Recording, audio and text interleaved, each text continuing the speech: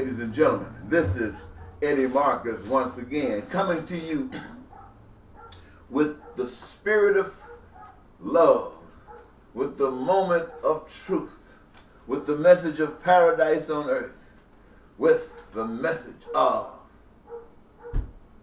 basic human rights for all people. I have a message today, a message from God to the people of the world. It's not my message. Had it been, it would be as contaminated as it would if it came from you. The message is through me to the people of the world. 65 years ago, I was introduced to the Spirit of God. 50 years ago, I witnessed and experienced the awesome power of God. A miracle for me and to me, a confirmation of the reality of God. 36 years ago, I accepted the charge for which my miracle saved me for. During these 36 years, I have been taught the message for which I bring, which is, the earth is the creation of the Lord and all the abilities of the earth. Mankind is the creation of the Lord, including each and all abilities of mankind.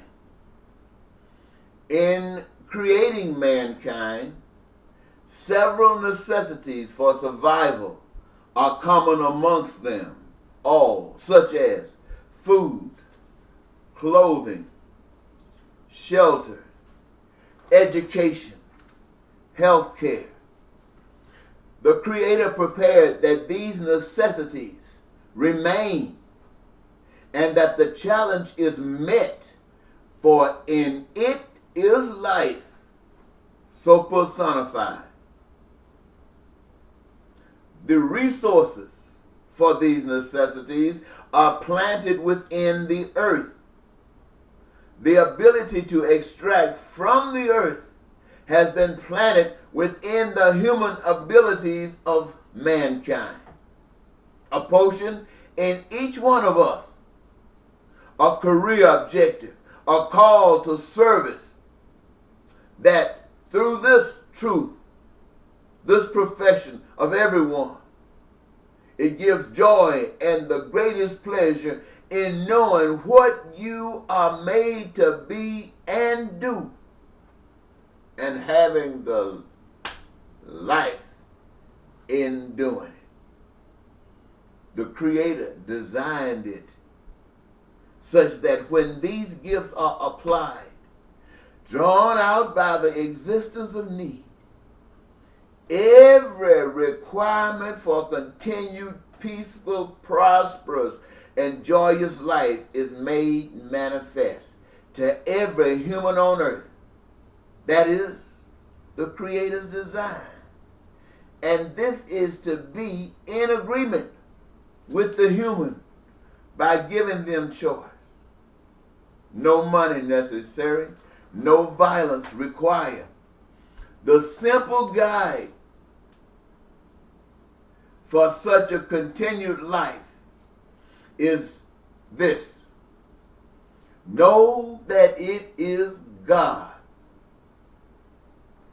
and honor yourselves by doing unto one another as you want done from them or God. This is the way to peace. This is the way to prosperity. This is the way to joy. This is the government of God affirmed by the people.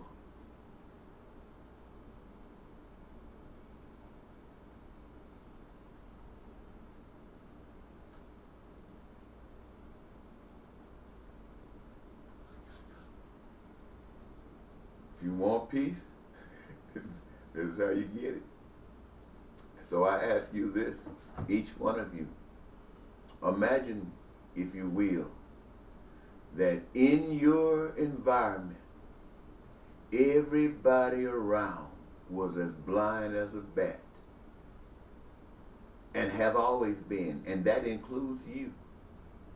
But one morning, several of you, for which you are one, awake, and your eyes are open, and you begin to see.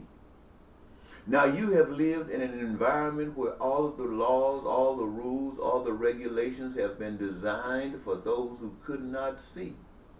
But now you can see. And because you can see, when you were blind, you can recognize the stumbling blocks that exist today for those who are blind. You are duty bound to remove those stumbling blocks so that life can be made easier for those who are blind, because you can see. And you can see because something happened to you that you had no control over. Your eyes were open. Now, you're probably going to run against breaking some laws and rules and regulations that were designed for the blind. But you can see now. What do you do? What do you do when you have a system designed that takes away all of the ability for you to do the things that you know to do? Because of a reason they got. Any reason that they might have. But you're coming into the picture making things better. It's not the way to go for them. And so you are stopped at every corner. What happens when you wake up and find out that in a different situation, everybody in your immediate environment is spiritually blind? And as spiritually blind as a bat, that means that they don't know anything about the truth of life. They are just like straws being blown in the wind. Republican, Democrat, capitalist, socialist, any old thing, just blowing in the wind. And you wake up one day, several of you, and you happen to be one of them, and you see what life is supposed to be like. You see that life is supposed to be like I just described it to you according to God. You see that. And everybody else is still being blown in the wind, Republican and Democrat, putting two demonic people that society called demonic, that they don't trust, as the prospective leader of the nation. What does that say? What do you do when you wake up and see that for what it is? Do you go along? Do you choose sides? Republican or Democrat? Do you choose sides? Really? Do you choose sides? Or do you stand up for what's right? Do you stand up for what's right? Now, I know a lot of people saying that Sanders should have gone in and worked this thing out with Ms. Clinton so Donald Trump wouldn't stand a chance to win. I say if Sanders stood for what he was actually talking about, he should not have given in for nothing. He should have stood for it because it was right.